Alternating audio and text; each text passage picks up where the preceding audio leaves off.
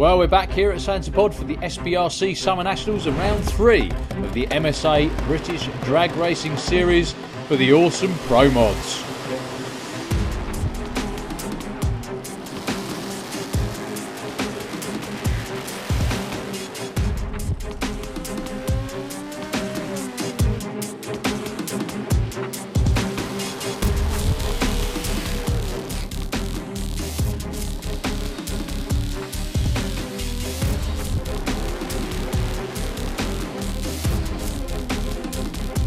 Summer Nationals features all the sportsman classes, with the Pro Mods topping the bill. And this round sees the return of a couple of drivers, including Wayne Nicholson in the Lucky Devil Corvette and Kev Slyfield, who destroyed his motor back at Easter.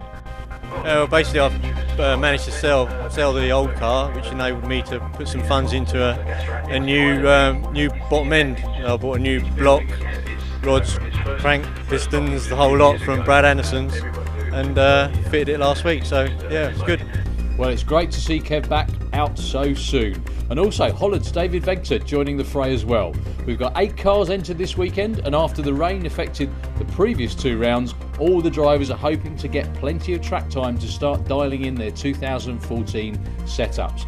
However, the weather forecast for this weekend is not exactly sparkling, and we started off with a several-hour rain delay before the cars were grouped together for the first of 3 scheduled qualifying sessions. So thumbs up there for David Vegter before this round 1 qualifying. 2 drivers coming out now who haven't actually run at all this season. Wayne Nicholson was entered at Easter but unfortunately never made it out the pit, so this will be first qualifying effort of 2014 up against the car that we've seen before, driven normally by Andy Wright. This weekend it's Bert Englefield behind the controls of the beautiful Ford Coupe over there on the far side of the racetrack. So Wayne, a lot of rebuilding work going on. Well, no soft launches there. They both absolutely trying their hardest. Bert off the trailer, the quickest run the cars made all year, 6.63 at 2.21. Wayne, a nice 7-second run to open his account for the weekend. Okay, 2 drivers. Up next, far lane, David Vegter, the MPM car, joining the fray for this weekend in MSA Pro Mod. And he's up against Kev Slyfield, repaired Kev Slyfield with a new bottom end, as he said, in the engine, and hoping for much better things. Well, it couldn't get a lot worse, frankly, than blowing it up first time out at Easter. That looks a lot more like it for both of them. Dave moving around his lane quite a bit. Kev shuts off early, but David Vegter goes to number 1 off the trailer. A great looking 6.37. So, next pair out is going to be Nitrous against Turbo. We've seen both of these this year a few times. Near lane, new combo with the fuel injection in the Viper. That's Roger Moore. Far lane, Chris Isaacs. Well, Roger leaves him for dead. Doesn't matter, it's only qualifying. He cleans it off before half track. Chris Isaacs off and running. Looks like quite a good run going, but a little bit soft off the start line. That's his first ever 200-mile-an-hour run. I'd like to say that I was clever and I was taking it easy off the start line because I didn't know about the track conditions, but the reality is I made a mistake, and it caused us to really not make any boost until about 3 seconds into the run.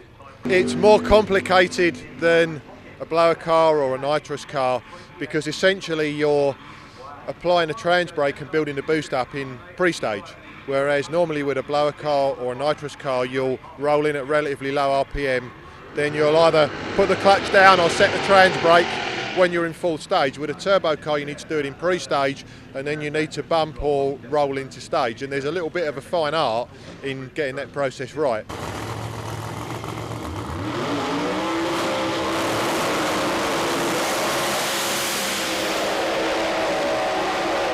So back to qualifying, the remaining 2 cars. Andy Robinson, near side of the racetrack.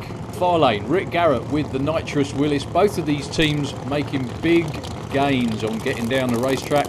Let's hope they take another step further. Rick Garrett has had some really good, what we call in drag racing, short numbers. 60 foot and 330 have been excellent, as have Andy Robinson's.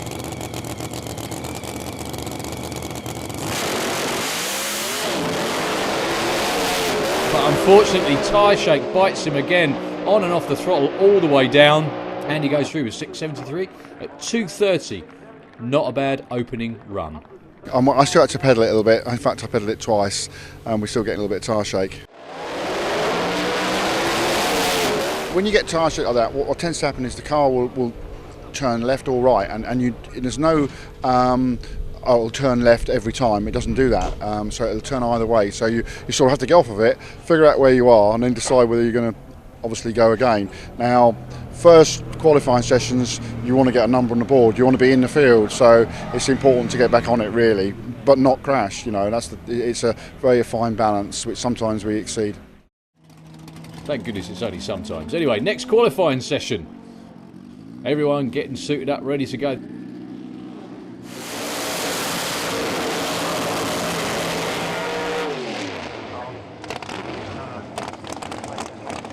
That was Chris Isaacs just being pushed away because they had issues starting the car. It's going to be Roger Moore on a solo. This car's been down this racetrack so many times. The crew have got a lot of experience with it, but not with this combination. New for 2014 was the electronic fuel injection as opposed to carburetors, and it does pose a big tuning issue, if you like, for the team. But they seem to be getting a handle on it.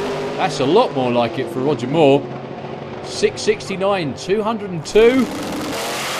Very strong off the line. We're very pleased with that. That's only our second full pass with the new engine, and it went well. It went well. There's a long way to go, but it gives us a good start to the meeting. There's only one car here that's running reasonably well, and that's David. So qualifying is probably less important than it often is because everyone's struggling with lack of track time this year. I don't like the consistency word. I'd rather be fast. But that's what it's all about. It's going quick and doing it often, and then you win races.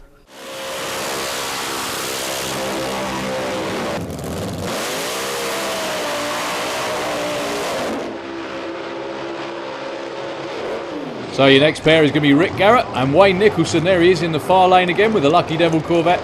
So good to see Wayne back out again in 2014. Let's hope they've got all the issues squared away that they had with the car before. Certainly looked better on that first qualifying run. And Rick Garrett and his two boys working on the car, certainly getting a lot closer to the numbers that they want. They've actually got two engines to play with in 2014, just switching between the two to see which one works best. So two very swoopy cars, far side of the racetrack. That's a 63 Corvette. Near lane is a Willis.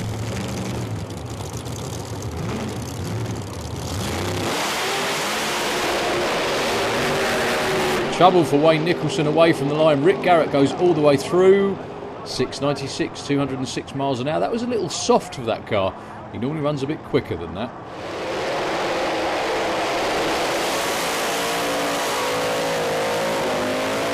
So the next pair up is Kev Slyfield and Bert Englefield. But unfortunately, as they pulled up to the line, we got from a word from the top end that there was oil found to have leaked from Wayne's car in the shutdown area. So unfortunately, they were shut down, and with no more time before the curfew kicked in the evening here, the session would have to be rerun from scratch in the morning. Everybody had to go back to the pits, and here comes Wayne, unfortunately up to his elbows in oil. I think realistically we started at the main event last year having problems. We qualified probably I think it was the quickest British car at the main event, set new PBs in time and speed. We had a blow belt go, damaged the butterflies on the injector hat, damaged some fuel parts, probably damaged some ignition parts, and didn't realise till later on. That made the car difficult to start. Once it got started, it wouldn't run right. So last year was just terrible. The second half of it was anyway. The first half not too bad. We came down at Easter. The starting problems continued. We fixed that. I had to miss the main event. Had some little issues with the car, but we had some family things to take care of, and that was more important at the time. Here we are at Summer Nationals, and we've got an oil leak. We've changed a couple of things that probably aid reliability and made the car a little bit lighter, probably about 40 pounds or so, something like that. So I just want to get back to where we were, sort of 640s, 650s, and then I can build on it from there. Well, no such problems at all for Holland's David Vector. Yeah, we are. Although we really would like to go faster still. We left something on the starting line. We underestimated the track still, so I'm hoping to do a second qualifying run, so we can get more data. I think that because we're doing the FIA tool, we can see a lot of really good drivers in Finland and in Sweden, and you get a lot of experience out of that. So.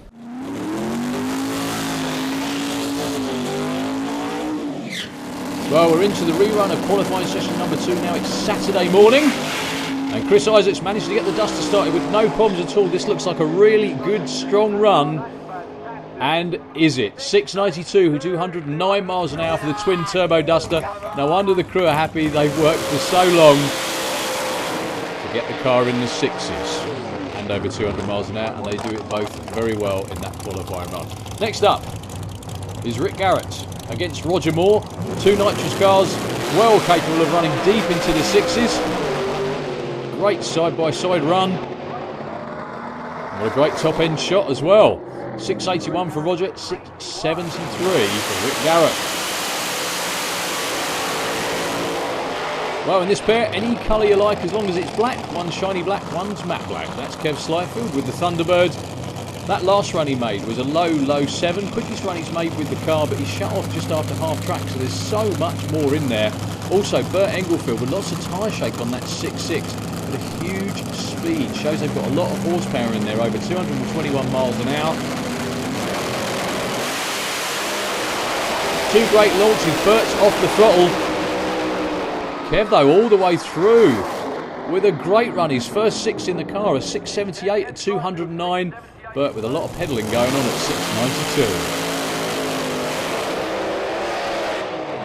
692. So as these two come to the line, still your number 1 qualifier is that man there with the MPM car. That's David Vegter from Holland.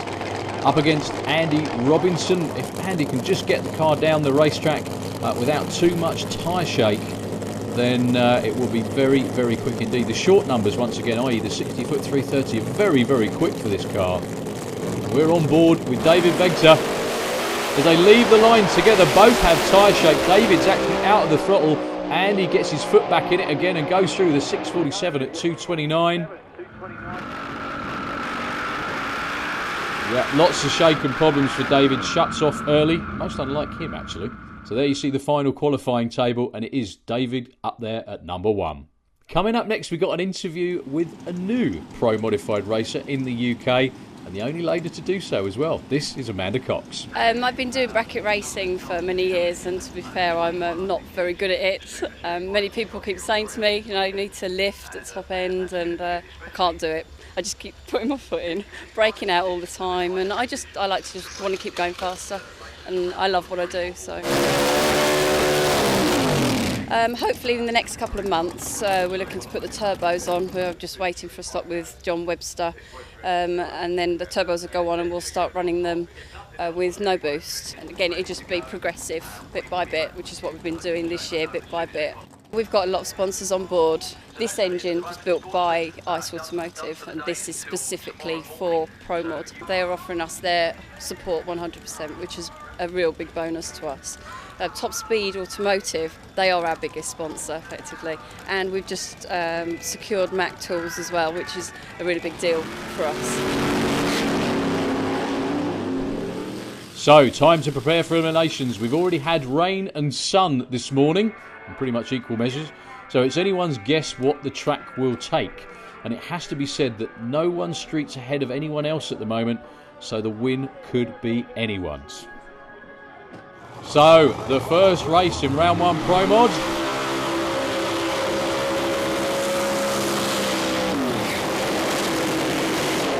Rick Garrett against Kev Slyfield. Both of these two in the 6s. Very, very evenly matched on their qualifying times as well.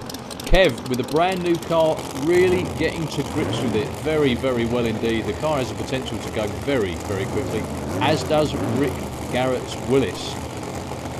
Now, Rick to half track has got the numbers to run in the low 6s. If they can actually stitch that together and run it out the back door like that, it'll be very, very quick indeed. So, the first elimination race of the year in Pro Modified. And it's a huge hole shot for Rick Garrett.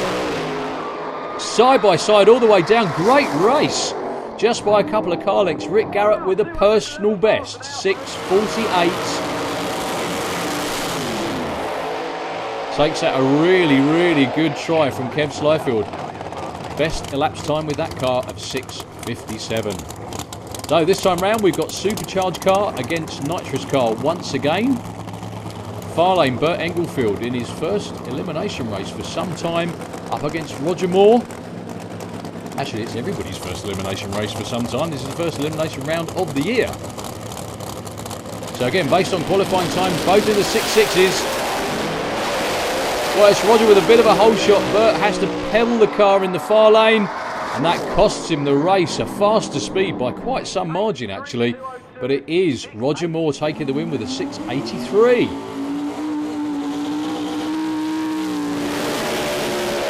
So your next pair is supercharged car against a turbo car. Chris Isaac's first ever round race, but unfortunately, as the cars reversed back to the line, it all went silent. The rain started to fall again, it got heavier and heavier, so unfortunately no more racing could take place. But since only 2 pairs are run, only qualifying points would be awarded. But with some great performances from the teams, it wasn't all gloom. We rebuilt the whole engine prior to this meeting, and we're trying quite a lot of new stuff. So it all proved to work in the end, but it was fighting us the whole way. So but it was nice to go home on that, really. Yeah, very happy. We've made really quick progress, almost too quick in actual fact. Yeah, very pleased. Well, round 4 takes place at Santa Pod at the Mopar Euro Nationals, and the biggest and loudest muscle car event in Europe. With a cruise, wheelie and burnout competitions, show and shine, muscle car run what you brung, and a round of UK top sportsmen, it's going to bring the Pro Mods to a whole new audience. I love the meeting. I always have loved the meeting. It's a brilliant meeting, seeing the old street cars trying to go as quick as they can. It's great. It's a great atmosphere. Yeah, we're really looking forward to it. So we're going to make a few more little changes and add a few more little bits and pieces and try and make it go faster still. And here's the final points table as we move into round 4. We'll see you there.